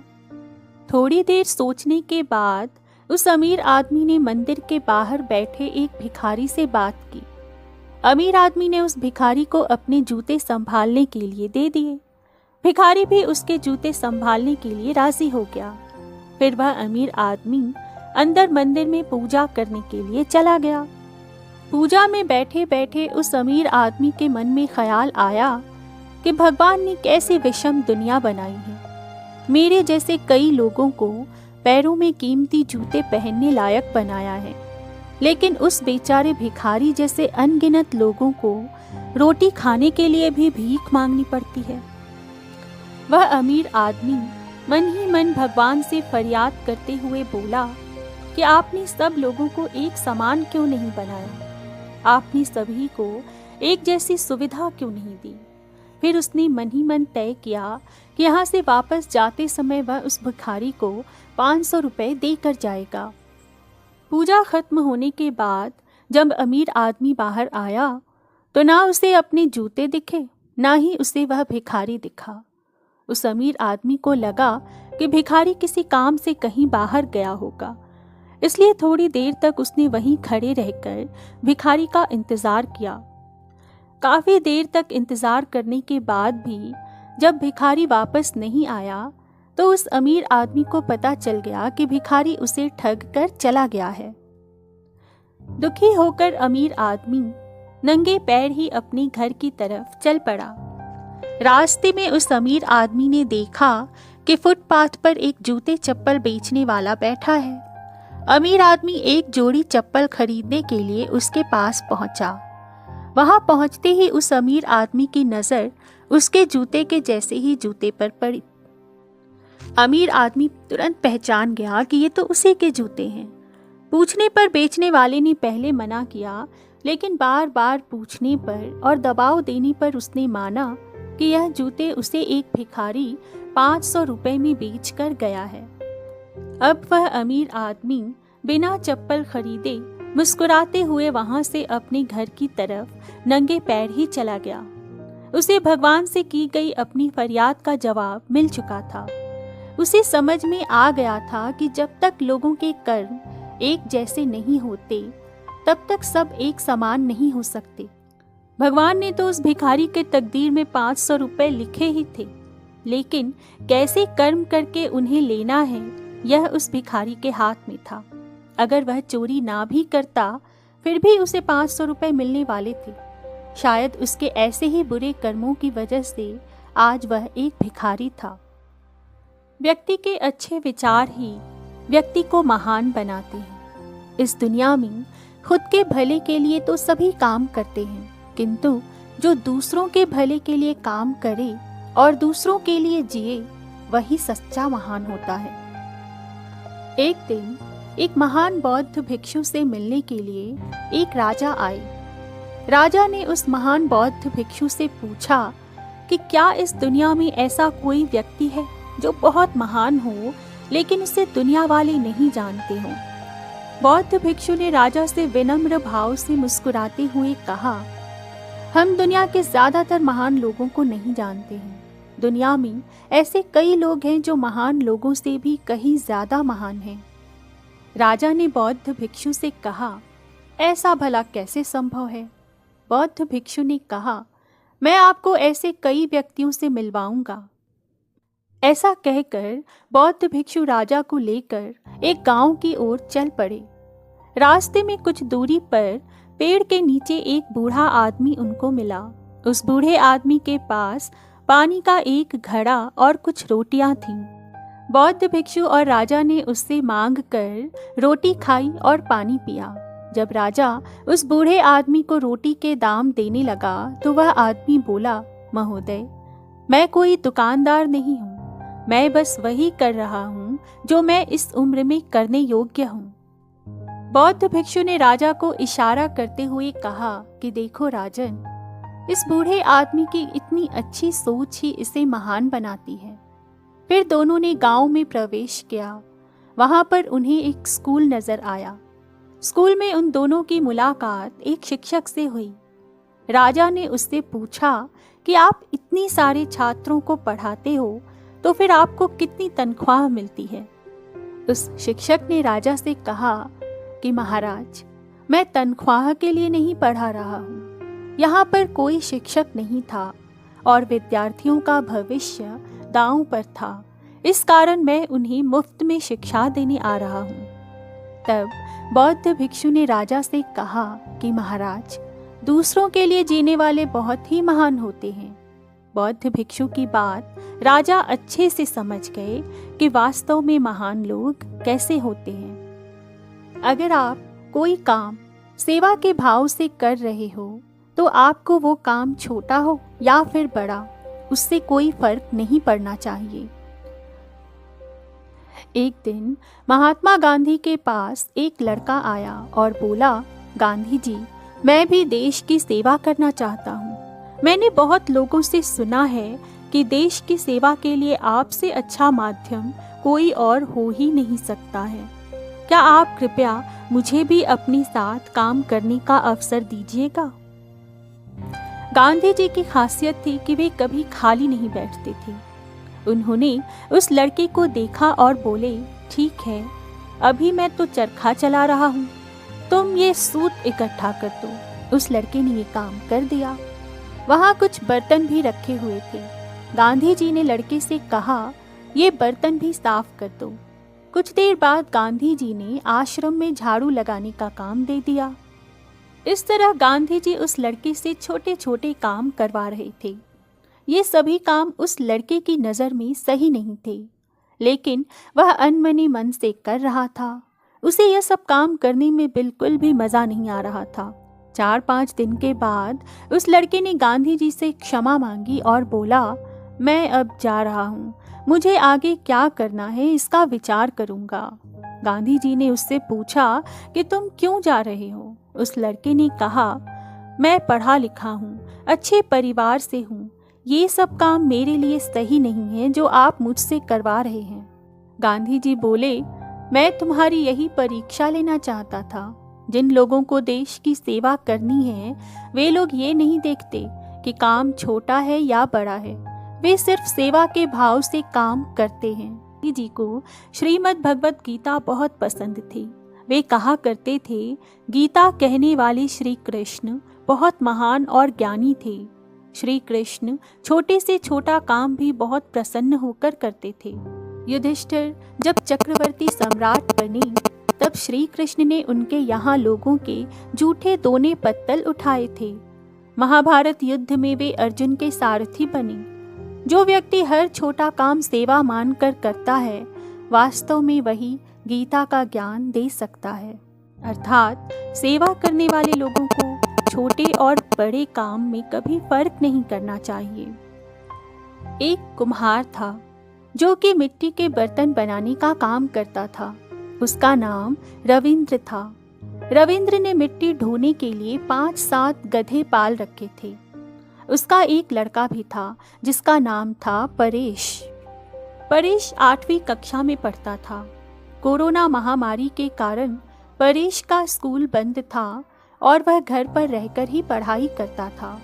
एक दिन परेश हिंदी का पाठ पढ़ रहा था।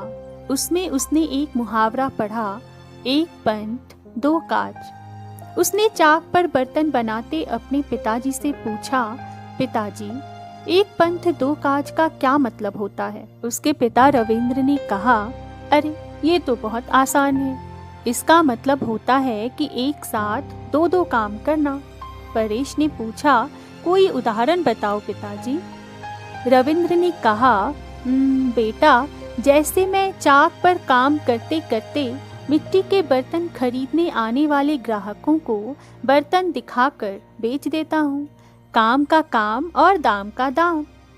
क्या बात है पिताजी, आपने तो मुहावरा समझाते हुए भी दूसरा मुहावरा बता दिया, परेश ने मुस्कुराते हुए कहा। उसी समय परेश की माँ बोली, परेश बेटा, पढ़ाई करने के बाद इन गधों को जंगल की ओर ले जाना। कुछ देरी हरी घास चर आएंगे। बरसाती मौसम के कारण मिट्टी ढोना बंद है, इसलिए खूंटे से बंधे बंधे ये भी परेशान हो गए हैं। माँ, मुझे पढ़ना है, परेश ने कहा। अरे, पढ़ने से तुझे कौन रोक रहा है?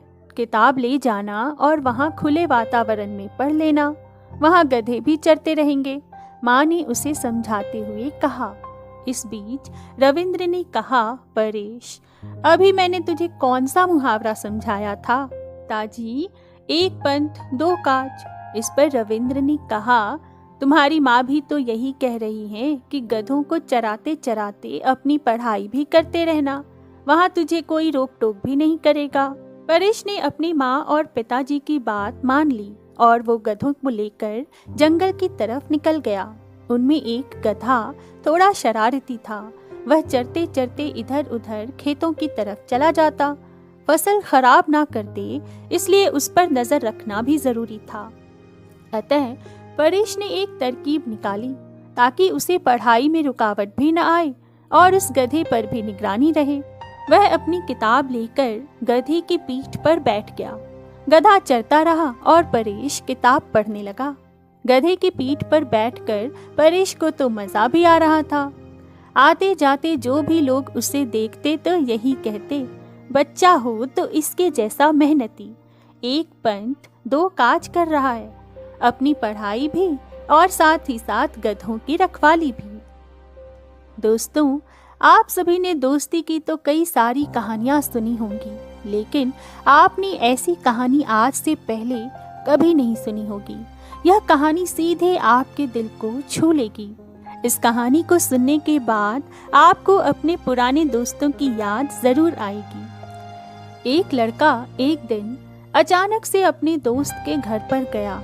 उसके दोस्त ने जैसे ही दरवाजा खोला तो उसने देखा कि दस्तक देने वाले उसके दोस्त के चेहरे पर साफ उदासी छाई हुई है और उसका दोस्त काफी दुखी लग रहा है। उसने तुरंत अपने दोस्त को घर के अंदर बुलाया और उसे बिठाया, पानी दिया और फिर पूछा कि क्या परेशानी है भाई। उसका दोस्त हिचकिचाते हुए बोला कि उसके ऊपर करीब 8 लाख का कर्ज है जो उसे जल्द से जल्द देना होगा, वरना उसको उसी के घर से निकाल दिया जाएगा। उसके दोस्त ने उससे कहा, अगर हो सके तो तुम मुझे वह पैसे दो, मैं तुम्हें थोड़े थोड़े करके लौटा दूंगा। दोस्त ने अपने दुखी दोस्त को आश्वासन देते हुए कहा कि तुम डरो मत, मैं अभी कुछ तुम्हारे लिए करता हूँ।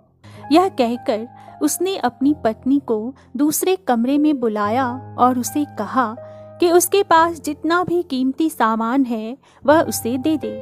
पत्नी ने अपने सारे कीमती जेवरात उसे दे दिए और उसने भी अपने इकट्ठे किए हुए सारे पैसे उसमें जोड़े। फिर भी कुछ पैसे कम पड़े तो उसने अपने रिश्तेदारों से उधार लेकर अपने दोस्त को 8 लाख जुटाकर दे दिए। पैसे मिलने के बाद दोस्त, जो कि दुखी होकर अपने दोस्त से मदद मांगने आया था, वह अब खुशी के साथ वहां से लौटा। किंतु जिस दोस्त ने उसकी मदद की थी वह उसके जाने के बाद फूट फूट कर रोने लगा।